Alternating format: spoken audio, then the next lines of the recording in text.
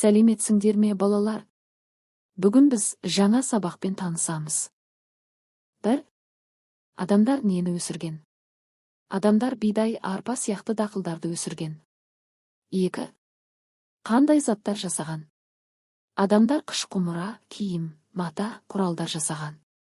3. Ежелгі адамдар қажетті заттарды қалай алған?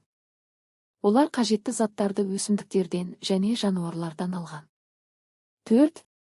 Тауар алмасу қалай пайда болды?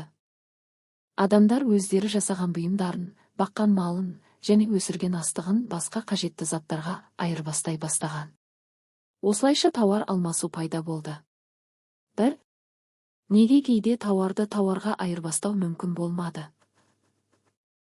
Өйткені адамдардың қалаған заттары бір-біріне сәйкес келмеді. Мысалы, біреу қой бергісі келеді, ал екіншісіне қой емес, басқа зат керек болуы мүмкін.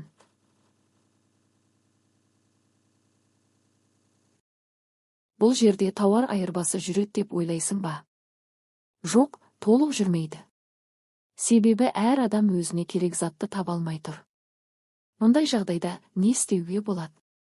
Мұндай жағдайда бәріне ортақ айырбас құралы керек болды.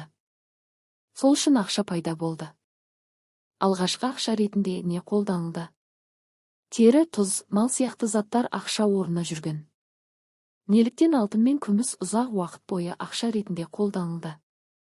Өйткені алтын мен күміс бұзылмайды, ұзақ сақталады, оңай бөліне тасымалдауға ыңғайлы құнды металдар. Сызба бойынша сауданың қалай жүргенін түсіндір. Адамдар өз тауарларын, мысалы, астық, ыдыс, мал, ақшаға сатады. Содан кейін сол ақшаны пайдаланып, өздеріне керек басқа тауарларды, киім, аяқ киім, әшекей сатып алады. Яғни, ақша тауар алмасуды жеңілдетеді. Темір ақшалармен салыстырғанда қағаз және электронды ақшалардың артықшылығы қандай?